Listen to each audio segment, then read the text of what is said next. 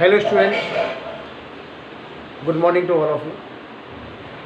आज जो स्टार्ट कर रहे हैं उस यूनिट का नाम है स्ट्रक्चर ऑफ एटम। इससे पहले आप पढ़ चुके, जैसे हमारे पास जो एटम होता है, इस एटम के 3 पार्ट होते हैं, मेन कंपोनेंट। और 3 कंपोनेंट कौन से होते हैं? Electron, proton and neutron. सबसे पहले इसकी बात करते हैं, जैसे इलेक्ट्रॉन डिस्कवरी किसने की थी? J Thomson. चार्ज कैसा होता है? नेगेटिव। और चार्ज की वैल्यू होती है -1.6 इंटू 10⁻⁻19 कूलाम। कूलाम क्या है? It is the unit of charge. और इलेक्ट्रॉन का जो मास होता है, मास इज 9.1 इंटू 10⁻31 किलोग्राम। ये तो दिया पूरा आपका इलेक्ट्रॉन के बारे में। ऐसी आपको दिया प्रोटॉन। इसकी डिस्कवरी किसने की थी? गोल्डस्टीन। चार्ज कैसा होगा? पॉजिटिव होगा। चार्ज की वैल्यू क्या होती है? 1.6 इंटू 10⁻⁻19 कूलाम। और इस प्रोटॉन का जो मास होगा, the mass of proton is 1.6726 into 10⁻⁻27 kilogram. अब बात करते हैं न्यूट्रॉन। न्यूट्रॉन में क्या होता है भाई? न्यूट्रॉन इज चार्जलेस, इसका कोई चार्ज नहीं होता है। डिस्कवरी किसने की थी? जेम्स चैडविक ने। और इसका जो मास होगा, इसमें mass of neutron is 1.6749 into 10⁻⁻27 kilogram. तो इस तरीके से अपने जो पॉइंट्स होते हैं, इनकी डिस्कवरी, इनका मास, इनका चार्ज अपने आप में कोई पर्टिकुलर होता है, अपने आप में कांस्टेंट होता है। अब देखिए, जैसे हमारे पास जो अभी अगर कोई भी एटम होता है, उस एटम में हमने आपसे क्या बताया? 3 पार्ट इसके, इलेक्ट्रॉन, प्रोटॉन और न्यूट्रॉन। ठीक है, तो इसके 3 पार्ट आपको दिए हैं, इलेक्ट्रॉन, प्रोटॉन, न्यूट्रॉन। इनके निकालने को 3 फॉर्मूले होते हैं। नंबर ऑफ इलेक्ट्रॉन आपके पास होता है इक्वल एटॉमिक नंबर। दूसरा, नंबर ऑफ प्रोटॉन इक्वल होता है नंबर ऑफ इलेक्ट्रॉन। एक नंबर ऑफ न्यूट्रॉन होता है atomic mass minus atomic number. ये 3 जो फॉर्मूले होते हैं, किसी भी एटम आप अप्लाई कर सकते हैं।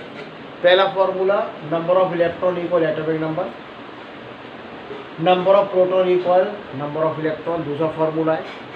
और तीसरा होता है number of neutron equal atomic mass minus atomic number. ये अप्लाई कहाँ होगा? Only in case of atom.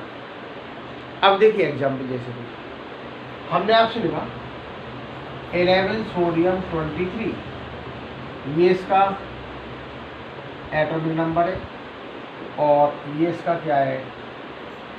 Atomic mass. तो सोडियम आपको दिया है, इसका नंबर कितना है? 11, और इसका मास कितना? 23। अब देखिए इसमें इलेक्ट्रॉन कितने बन जाएंगे? इसके इलेक्ट्रॉन कितने हो गए? 11।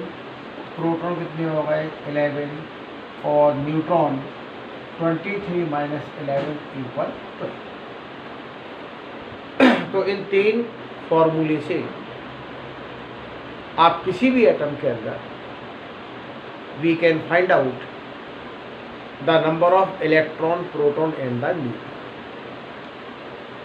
हमको ये पता होना चाहिए कि जो भी हमारा एटम है, उसका एटम नंबर हमको याद होना चाहिए और एटॉमिक मास भी हमको याद होना चाहिए। एटम कोई सा भी लेके चल सकते हैं। इतना क्लियर? अब देखिए, एक इसके बाद आइंस आते हैं। आइंस में आपके 2 होते हैं, कैटायन और एनायन। जिन पे चार्ज पॉजिटिव होगा they are called cation. Cation कैसे फॉर्म होते हैं? By loss of electron. अगर कहीं पर इलेक्ट्रॉन लॉस होता है then it always form cation and it has the positive charge. जैसे आपका Na+ कह दिया, हमने आपसे Mg+2 कह दिया, Ca+2 कह दिया, ऑल आर कैटाइन। दूसरा होता है एनाइन। एनाइन कैसे फॉर्म होगा? By gain of electron. अगर इलेक्ट्रॉन गेन करते हैं तो चार्ज कैसा आएगा? नेगेटिव आएगा। किसी एटम पे चार्ज अगर आपका नेगेटिव होगा it will form A9. Example O-2, N-3 and Cl negative. अब देखिए बात करते हैं, जैसे हमारा जो टॉपिक आता है एक होता है इसमें इलेक्ट्रॉनिक कॉन्फ़िगरेशन।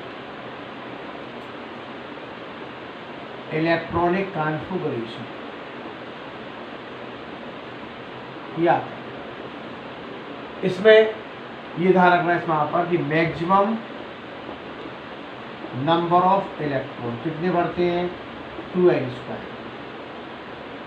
यहाँ पर हमने किसी सेल को शो नहीं किया कि फर्स्ट सेल है कि सेकंड सेल है। तो common maximum number of electron कितने होते हैं? 2n²। आप n की वैल्यू पुट करेंगे तो आपको सेल मिलती है। तो आपको कितना मिलता है? 2, 8, 18 और 32। एक और काम करता है इसमें, maximum electron in outer most cell.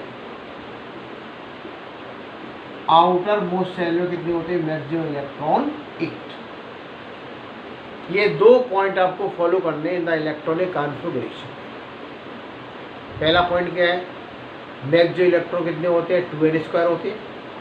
और दूसरा पॉइंट ये होता है कि आउटर मोस्ट ऑर्बिट में इलेक्ट्रॉन कितने होते हैं? मैक्सिमम 8 होते हैं। It is only for the shell. अब बात करते हैं भाई सब सेल की। हमारे पास जो सब सेल होते हैं, सब सेल आपके होते हैं 4, S, P और D और F, पावर 2, 6, 10 और 40। 4 अपने सब सेल। 4 कौन कौन से यहाँ पर? SPDF, S में इलेक्ट्रॉन 2, P में 6, D में 10, F में 40। इलेक्ट्रॉन हमेशा पावर में शो करती है और जो पावर होती है वो पावर क्या बताती है? Maximum electron. जैसे हमने आपसे कह दिया कि P की पावर 6 है तो P के अंदर मैक्सिमम इलेक्ट्रॉन कितने आएंगे? 6 आएंगे। P के अंदर 1 से लेकर 6 इलेक्ट्रॉन आएंगे लेकिन 7वां इलेक्ट्रॉन नहीं आएगा। ऐसी D में इलेक्ट्रॉन कितने आते हैं? 10। तो 10 कितने आ सकते हैं? From 1 to 10। आप काउंटिंग हमेशा 1 से स्टार्ट करेंगे तो D में इलेक्ट्रॉन कितने आएंगे? From 1 to 10। लेकिन इस D के अंदर आपका 11th इलेक्ट्रॉन नहीं आएगा। तो जो पावर में होते हैं they are the maximum electron. भरने की तरकीब होती है इसमें। पर पहले क्या हुआ? हमने S भरा तो S भर के कहाँ चले गए? P में। P भरा तो D में और D भर गया तो F। और एक और ध्यान रखना, each cell start from S। S भर जाएगा तो P में आएंगे, P भर गया तो D में आएंगे, D भर गया तो F में आएंगे। लेकिन हर सेल की शुरुआत S से ही करनी है। चाहे हमारे पास कोई सा भी सेल होगा वो सेल S से ही स्टार्ट हो। अब देखिए इसमें जैसे मान के चलो भाई, हमने आपसे लिख दिया कि 1s2। इसका मतलब क्या? फर्स्ट तो हमारे पास क्या हो गया? सेल। S क्या हो गया? सब सेल। और पावर ऑफ 2 क्या हो गया इसमें? इलेक्ट्रॉन। ये मीनिंग किसका बन गया? 1s2। तो 1s2 में कह सकते हैं हमारे पास जो 1 दिया है इसमें यहाँ पर वो सेल का नंबर है, S यहाँ पर सब सेल है, और इसके पावर में दिया आपके 2 यहाँ पर क्या है electron. This is the meaning of 1s। यहाँ तक क्लियर। अब ये सीखेंगे भी क्या देखते हैं हमारे पास क्या है कि हमको जो इलेक्ट्रॉन लिखना है अभी डिस्ट्रीब्यूशन या इलेक्ट्रॉनिक कॉन्फ़िगरेशन वो किस में लिखना है, आपको सब सेल में ही लिखना है। जो लिखते हैं हम जैसे 281 कर दिया या सेल में शो करते हैं, सेल वाला पुराना सिस्टम होता है, हमारा रफ वर्क होता है। 11th स्तर पर जब क्या लिखते हैं इलेक्ट्रॉनिक कॉन्फ़िगरेशन को शो करते हैं तो हमेशा शो किस में करना है, ओनली इन द SPDF और इन द सब सेल। अब देखिए इसमें यहाँ पर इसका यूज करना सीखिए।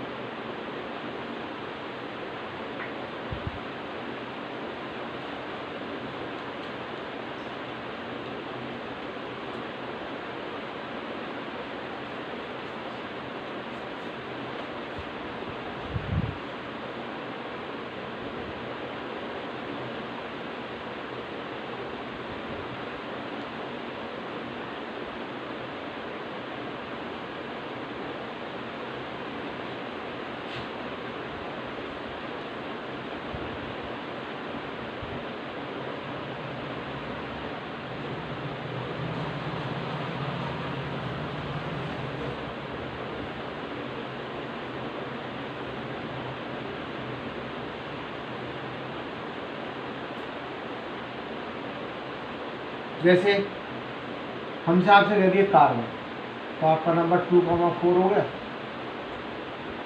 कैसे इसको लिखेंगे यहाँ पर 1s2, ये आपका पहला सेल कंप्लीट।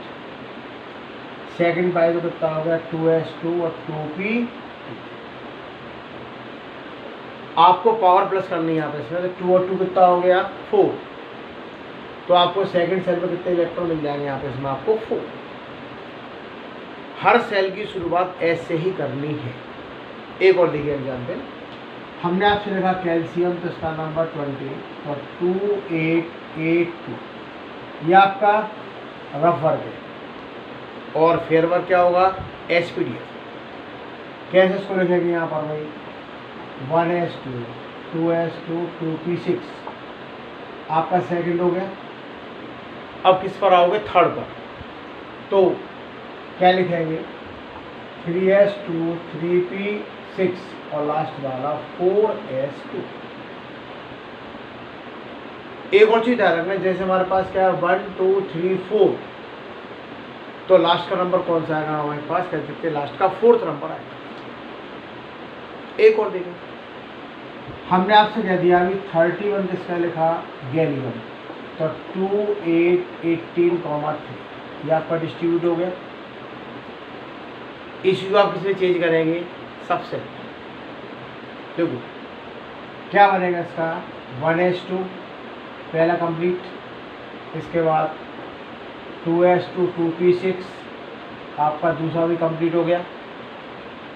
थर्ड में कितने दिए हैं 18 कैसे बनते हैं आप इसमें 3s2 3p6 और 3d। इसकी पावर प्लस करिए तो 2 और 6 कितने हो गए 8 और 10 कितने हो गए 18 और यहाँ पर कितने दिए 80। Third complete. अब आइए फोर्थ पर, तो फोर्थ पे क्या बन जाएगा 4s2 4p। इस तरीके से आप इलेक्ट्रॉन को डिस्ट्रीब्यूट कर सकते हैं इन द डिफरेंट सबसेट। एक और देखिए, इसमें से हमने आपसे लगा जैसे मान के चलो 82 लिख दिया भाई pb, तो कितना 2 8 18 32, इसका टोटल यहाँ तक कितना हो गया 60। 82 में से आप क्या करेंगे 60 को माइनस करेंगे तो कितना बचेगा 22, तो इधर कितना जाएगा इसमें आपका 18,4 1 2 3 4 5 6, तो लास्ट नंबर कितना आएगा 6 आएगा। अब देखिए इसको यहाँ पर 1s2 2s2 2p6 second complete. Third में कितने इलेक्ट्रॉन दिए यहाँ पर यहाँ पर 80, तो आप कैसे लिखेंगे यहाँ पर 3s2 3p6 3d। अब चेक करो, इसके 18 हो गए, 2 और 6 8, 8 और 10 18, थर्ड में आपके 18, फोर्थ में कितने दिए यहाँ पर 32। तो क्या बनाएंगे इसमें यहाँ पर कि 4s2 4p6 4d 10 और 4f 40, इसका टोटल कितना हो जाएगा यहाँ पर 32 फोर्थ से। अब आइए फिफ्थ पर, फिफ्थ में कितने यहाँ पर 80, तो क्या हो जाएगा इसमें 5s2 5p6 और 5d 10, लास्ट में 6s2 6p2। इस तरीके से आप SPDF का यूज़ कर सकते हैं, और SPDF हमारे पास क्या होता है इसमें सबसे, और वही आपको 11th स्तर पर आपको यही आपको वही लिखना है। इसके बाद देखिए अगला जो टॉपिक आता है वो आपको दिया है ऑर्बिटल। ऑर्बिटल इसका मतलब क्या हुआ, ये हमारे पास न्यूक्लियस, इसके सराउंडिंग हमारे पास क्या बना, एक बनता है electron cloud, and this electron cloud is called the orbital. Nucleus के सराउंडिंग 3 डायमेंशनल आपका स्पेस होगा, जिसके अंदर पूरा इलेक्ट्रॉन का क्लाउड फॉर्म होता है। डिफाइन कैसे करते हैं, the region around the nucleus where the possibility of finding the electron is maximum. Nucleus के सराउंडिंग वो रीजन जिसमें इलेक्ट्रॉन की पॉसिबिलिटी मैक्सिमम होती है, this region is called the orbital. तो न्यूक्लियस के सराउंडिंग 3 डायमेंशनल हमारे पास स्पेस होगा, मैक्सिमम क्या होते हैं इलेक्ट्रॉन होते हैं उस स्पेस के अंदर, then this region is called the orbital. एक और चीज ध्यान रखना इसमें आप जो maximum electron in any orbital, कितने इलेक्ट्रॉन आते हैं 2। अगर कोई सा हमारे पास दिया है ऑर्बिटल दे रखा है इसमें यहाँ पर, तो किसी भी ऑर्बिटल के अंदर मैक्सिमम इलेक्ट्रॉन कितने आएंगे, हमेशा इसमें 2 आते हैं। अब देखिए इसमें यहाँ पर आपको लिखा है जैसे हमारे पास वही SPDF, number of orbital. S में कितने आएंगे 1, P में कितने आएंगे 3, D में कितने आएंगे 5, F के अंदर क्या आएंगे 7। SPDF के अंदर number of orbital are fix. S आ गया तो आपका 1 ऑर्बिटल होगा, P आ गया तो 3 होंगे इसमें यहाँ पर, D आ गया तो 5 होते हैं, F आ गया तो 7। अब देखिए इसमें एक और चीज़, जैसे भाई अगला जो इसमें टॉपिक आता है जो है भाई, वो आपको दिया है शेप ऑफ द ऑर्बिटल। देखिए अगला आपको जो टॉपिक दिया है इसमें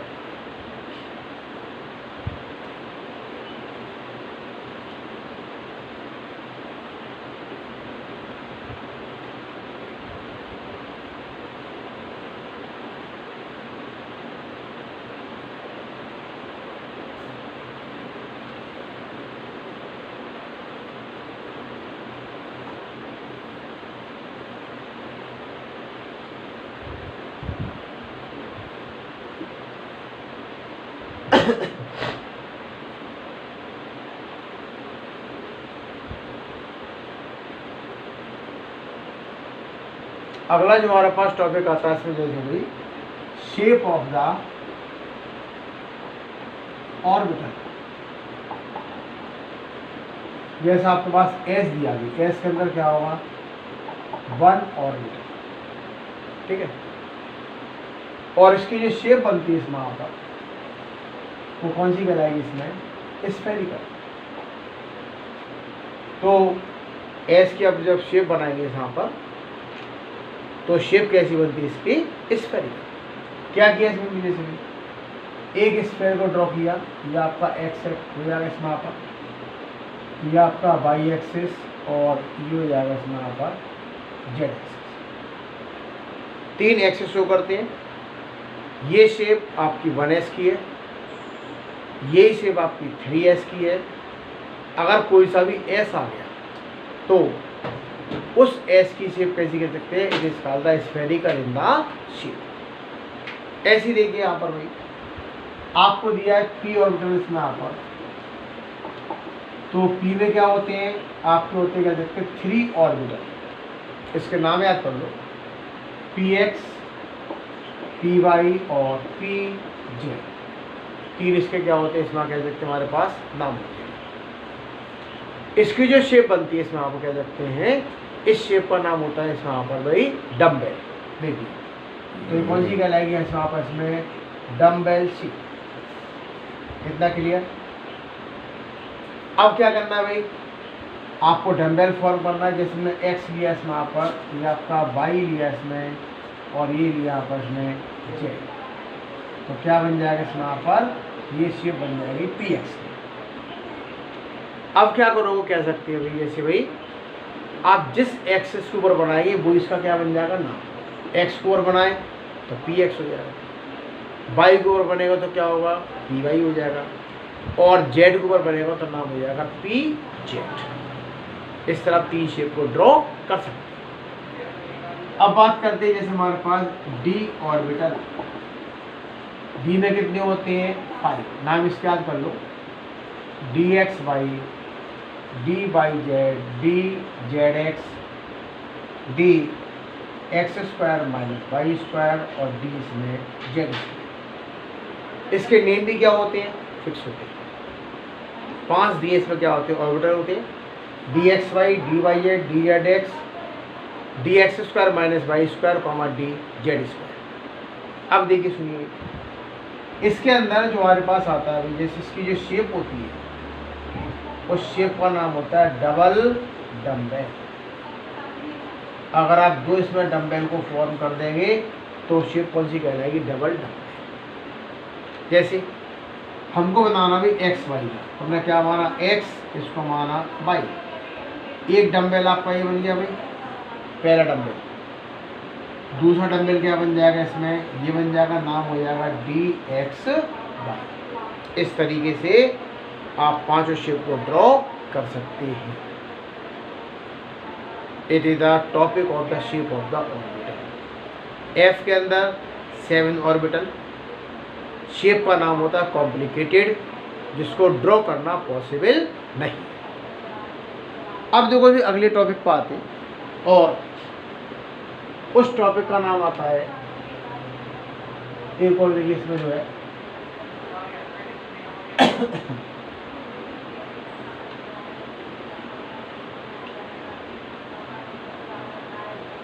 अगला जो टॉपिक है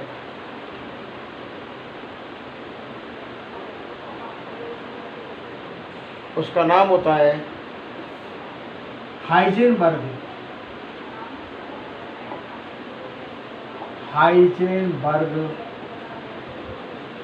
uncertainty principle.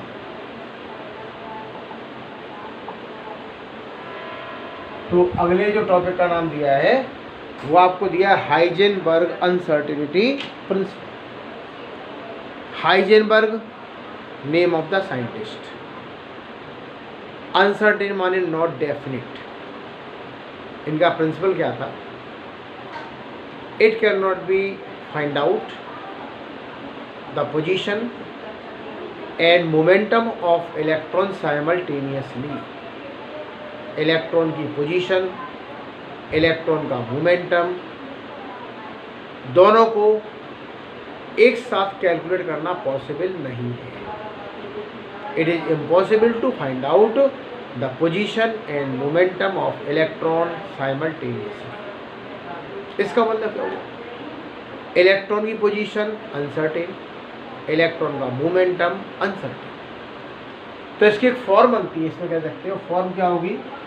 Delta x into delta P greater than और इक्वल h/4 पाई। डेल्टा एक्स क्या होता है इसमें भी? यहाँ पर अनसर्टेनिटी इन पोजीशन। डेल्टा लग गया माने, डेल्टा माने क्या है? Uncertain, not definite. Delta P क्या होगा इसमें, अनसर्टेनिटी इन मोमेंटम, ये आपके पास क्या होगा, डेल्टा पी। एच होता है इसके अंदर वही प्लांक कांस्टेंट, प्लांक कांस्टेंट। अच्छा, प्लांक भी क्या है, नेम ऑफ साइंटिस्ट है। अब देखिए P का फॉर्मूला क्या होता है, अभी m इंटू वी होता है, मोमेंटम क्या होता है, मास इंटू वेलोसिटी। तो डेल्टा P कितना हो जाएगा भाई, m डेल्टा V हो जाएगा। भाई मोमेंटम क्या, मास इंटू वेलोसिटी, तो डेल्टा V कितना होगा, m डेल्टा V। m क्या है, mass of the object, delta V uncertainty in the velocity. इस डेल्टा P की वैल्यू अपन यहाँ रख सकते हैं। तो दूसरी फॉर्म क्या बन जाएगी यहाँ पे इसमें, delta x into M delta V greater than और इक्वल h अपॉन 4 ये आपका दूसरा फॉर्म। तो हाइजेनबर्ग के भी आपके दो फॉर्मूले हो गए। पहला delta x into delta V greater than और इक्वल टू h अपॉन 4। दूसरा delta x into M delta V greater than और इक्वल टू h अपॉन 4। मतलब ये कह सकते हैं ये प्रिंसिपल कब फॉलो होगा, जब uncertain the position and uncertain the momentum दोनों का multiplication it should be greater और इक्वल टू h अपॉन 4। तो ये कह सकते हैं ये प्रिंसिपल कब फॉलो होता है, when the uncertain the position and uncertain the momentum should be greater than और h इक्वल टू कह सकते हैं ग्रेटर और इक्वल टू h अपॉन 4।